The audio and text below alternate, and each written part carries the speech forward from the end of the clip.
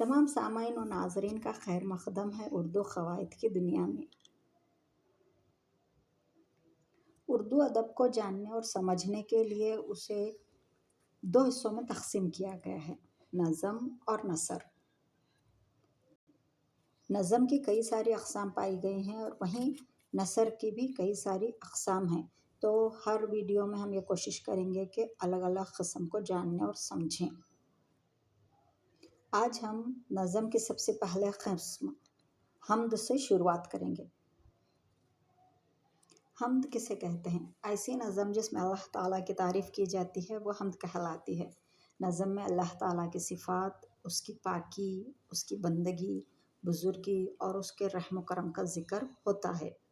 हम्द में इश्क़ हक़ीक़ी को ज़ाहिर किया जाता है और खुदा से वालेहाना मोहब्बत का इज़हार हुआ जाता है।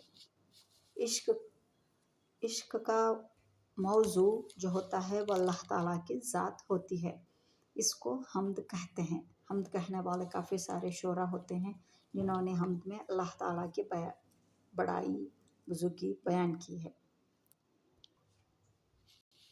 आप मेरे चैनल को लाइक शेयर सब्सक्राइब ज़रूर कीजिए। इंशाअल्लाह ताला नए वीडियो में फिर से किसी नए टॉपिक के साथ हाज़िर होंगे। टिल देन खुदा हाफ़िज़।